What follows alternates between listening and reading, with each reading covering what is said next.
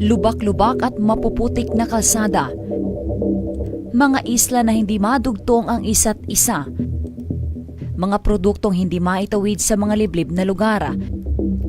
Mga magagandang tanawin na hindi marating ng mga turista. At matinding trapiko sa mga pangunahing kalsada sa bansa. Ilan lamang ito sa mga hamon na kinakaharap ng gobyerno na ang tanging solusyon ay ang pagtatayo ng mga bagong infrastruktura. Kaya naman nang maupo sa pwesto ay nilunsad ng Duterte administration ang Build, Build, Build program upang matugunan ang mga problemang ito sa iba't ibang bahagi ng bansa. Simula taong 2016 na magsimula ang panunungkulan ni Pangulong Rodrigo Duterte ay tinatayang nasa 26,494 kilometers ng kalsada ang naipatayo, napalaki at napaganda ng Department of Public Works and Highways. Dahil dito maraming oras na ang nabawas sa pagbiyahe at naging mas maayos na ang biyahe dahil sa magaganda na ang kalidad ng ating mga pangunahing kalsada. Habang 5,555 na ang bilang ng mga tulay na naipatayo ng DPWH upang kumonekta sa iba't ibang pulo at kalsada ng bansa para mas mapabilis ang pagbiyahe ng mga produkto mula sa iba't ibang bayan sa mga pangunahing pamilihan sa bansa. Samantala, umabot na sa higit 10,000 flood mitigation structures ang naipatayo para mabawasan ang matinding hagupit ng baha sa mga lugar na madalas ito mangyari.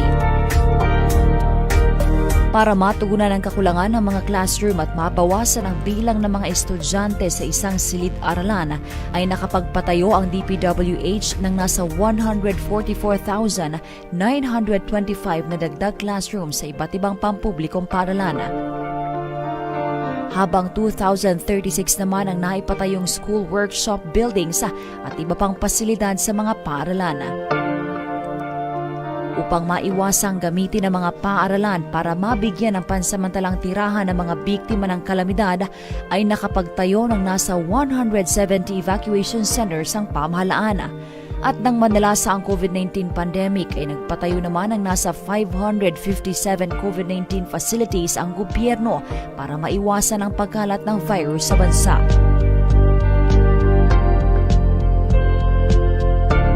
Samantala, ilan pa sa mga inaabangang proyekto ng Build, Build, Build ngayon ay ang itinatayong 66.74 km South Luzon Expressway na magpapabilis ng biyahe mula Santo Tomas, Batangas patungong Lucena, Quezon. Inaasahan na mula sa 4 na oras ay magiging 1 oras na lamang ang biyahe. Malaking ginhawa ito sa mga bumabiyaheng patungong Quezon at naiipit sa traffic sa Maharlika Highway.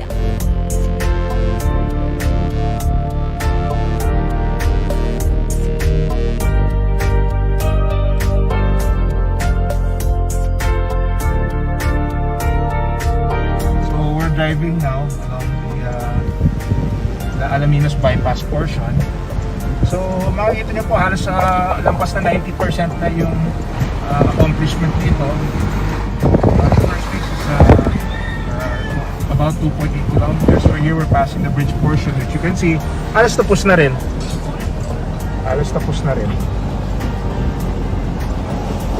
So ito makaka-decongest sa traffic along Damo Maharlika. Para sa mga pupunta ka sa Quezon, dadaan ka muna sa San Pablo at sa Alaminos, doon nagkaka-traffic. So ngayon, sa pamamagitan ng bypass, mariresolve yung traffic. So at makikita niyo po, malapad din ang kalsada. So we'd like to announce yung opening will be of this portion, itong phase will be on March 15. So March 15 will be the opening of this phase at magagamit na fully kasama na yung mga bridges, and then we'll be working on the next phase of this, which will connect directly to Quezon. So papunta na sa Chaong yung susunod na phase ng connector road. So malaking bagay. Kung imagine na road, it will connect the two provinces, Laguna and Quezon. So we'll be completing that very soon. As you can see, full strength na po yung construction. Ito na yung sa pang bridge portion na ginagawa. You can see, marami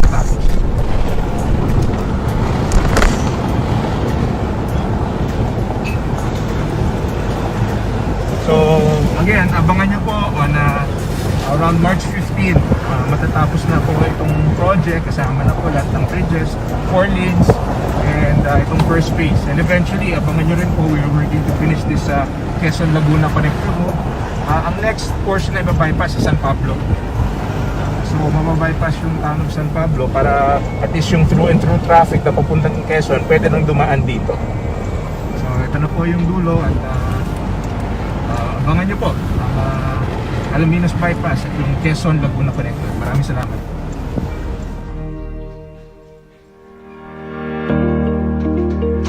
Inaabangan na rin ngayong Hunyo ang pagbubukas ng 30-kilometer Central Luzon Link Expressway. Ang nasabing tolled road project sa Central Luzon Region ay magdudugtong sa Subic-Clark-Tarlac Expressway at Tarlac-Pangasinan-La Union Expressway sa kasalukuyang itinatayong North Luzon East Expressway sa Cabanatuan patungong San Jose Nueva Ecija. Samantala, nakumpleto na ang Kalumbuyan Bridge na matatagpuan sa Santa Town, Ilocos Sur Province. Sa pamamagitan ng tulay na ito ay mababawasan ang dating 1 oras at magiging 15 minuto na lamang ang biyahe mula town proper patungo sa mga coastal barangay ng munisipalidad. Pwede nang gamitin ng mga commuter ang 2 bagong ramp ng Skyway Stage 3. Ito ay ang A. Bonifacio northbound off-ramp na matatagpuan bago ang Clover Lead Mall sa Balintawak at ang E. Rodriguez southbound off-ramp na matatagpuan naman sa Araneta Avenue. Sa pamamagitan ng mga bagong ramp na ito ay ang mga bumabiyahe mula sa Alabang, Parañaque, Las Piñas, Pasay at Makati ay hindi na kailangang maipit pa sa trapiko ang mga gustong pumunta sa Balintawak. Samantala, mga magmumula naman sa NLEX patungong Quezon City ay pwedeng dumaan sa Skyway Stage 3 para makarating sa E. Rodriguez Avenue. Inaabangan na rin ang pagbubukas ng iba pang on at off ramps ng Skyway Stage 3 na matatagpuan naman sa Quirino, Nagtahan at C3 na nilalayong maibsan ang trapiko sa mga pangunahing kalsada sa Metro Manila.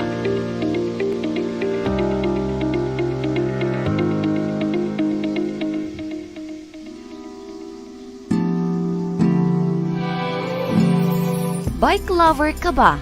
Gaganahan ka sa pagbibisikleta kapag nabuksan na ang pinakamahabang bike route na matatagpuan sa Pangasinan sa tabi ng Tondaligan Beach. Ang proyektong ito ay bahagi ng The Baywalk Project ng lokal na pamahalaan na inaasahang maglalagay ng mga park benches, halaman at ramp para sa persons with disabilities. Ngayong Setyembre, inaasahan matatapos ang Binondo Intramuros Bridge na pinondohan ng pamahalaan ng China. Ang tulay na ito ang dudugtong sa historic walled city ng Intramuros at ang Commerce at Trade District ng Binondo, Manila. Bahagi na flagship program ng Build, Build, Build ay ang 2-way, 4-lane bridge sa ibabaw ng Pasig River. Tinatayang nasa 30,000 na sasakyan ang pwedeng dumaan sa tulay na ito bawat araw na makatutulong upang maibsan ang bulto ng mga sasakyan sa mga lansangan sa Maynila. Malapit na ring matapos ang tulay na dudugtong sa Makati at Mandaluyong sa pamamagitan ng Estrella Pantaleon Bridge. 50,000 na sasakyan ang pwedeng dumaan dito bawat araw at malaking maitutulong nito para maibsan ang traffic sa EDSA. Ang Estrella Pantaleon Bridge ay isa sa mga grant bridges mula sa pamahalaan ng China. Breathtaking! Ganito mararamdaman ng mga dadaan sa napakagandang view ng 24.22 kilometer na daang katutubo na kumukonekta sa Aguilar Road patungong mga Tarem sa Pangasinan at Santa Cruz, Zambales. Ayon kay Public Works Secretary Mark Villar, nasa 70% complete na ang nasabing kalsada. Malaki na pinagbago ng kalsadang ito na dati ay maputik, lalong-lalo na kapag papunta ka ng sitio Mapita.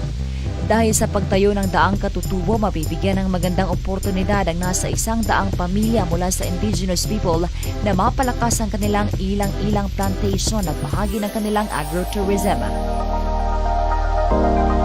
Kung may daang katutubo ay mayroon ding daang kalikasan na malapit na ring makumpleto. Hindi maitatanggi ang magandang view na makikita dito na itinuturing na Instagrammable at maraming selfie spot.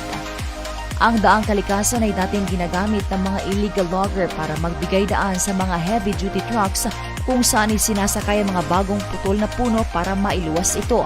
Magmula na ipinatigil ang operasyon ng illegal logging sa bansa, ay naabandona na ang daang kalikasan at nagbigay daan para sa pinakamabilis at pinaikli na biyahe mula Pangasinan patungong Zambales. Tinataya nga sa 54 kilometer ang haba ay nauugnay sa umangan mga taren sa Pangasinan at gisgisa na crew sa Zambales.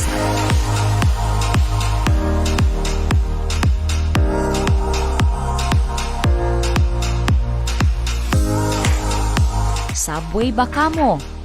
Hindi na imposibleng mangyari ito sa bansa kasunod ng pagdating ng Tunnel Boring Machine 1 na binansagang TBM kaunlaran.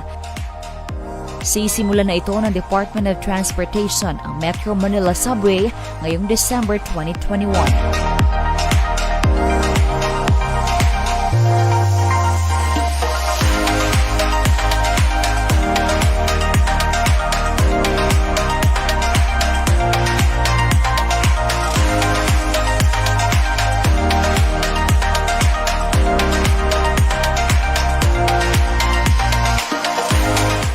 Lamang yan sa proyekto sa ilalim ng Build, Build, Build program ng pamahalaan na nilalayong mapabuti ang bawat buhay ng Pilipino nasaan mang panig ng bansa. Ako si Angel Pastor at ito ang aking SMNI Special Report. Thank you, Liz. And finally for us tonight, there could be Winter Olympic gold in one South Shore girl's future, though it may not be for a while. In the meantime, the snowboarder has earned herself millions of views online. Matt Gilmore has her story. At just 18 months old, little Zoe Barabé is already riding her backyard slope with style and ease. I think I'm losing my mind. Her dad posted this video to TikTok. It's since gone viral. How many views does it have now? I think it's like 14 millions in 3 days. Guillaume Barabé says he rented this tiny snowboard for Zoe around Christmas time, and immediately she was hooked. She got it like the first time we put it on snow a month ago. It was like just the beginning of the hill, but now I need a shovel and make it bigger. He says now she rides her snowboard almost every single day, sometimes for up to 45 minutes at a time. And even with her own personal chairlift, it's tiring work. Well, it's amazing. Honestly, like at first we had the idea and we were kind of like, hope she'll like it. And she enjoyed it right away. So I guess it was like the perfect little sport for her. But because it's the internet, some people online questioned whether the video was even real. There were some comments like it's fake, it's a green screen, and they, like they really don't know us if they think that we could do something like that. There's nothing fake about it. Like she's happy, she's laughing, so like we stick with all the great comments like future Olympic star, future whatever, or as long as she's happy, she can be anything she wants. The sky's the limit. Matt Gilmore. Special reports.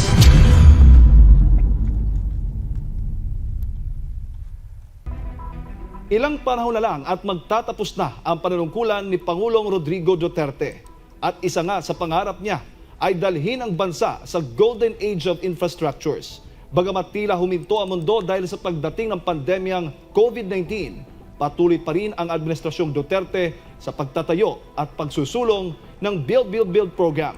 Alamin natin ang iba't ibang proyektong nasimula na, maging ang mga natapos na sa gitna ng pandemya. Narito ang special report ni Angel Pastor. SMNI Special Reports.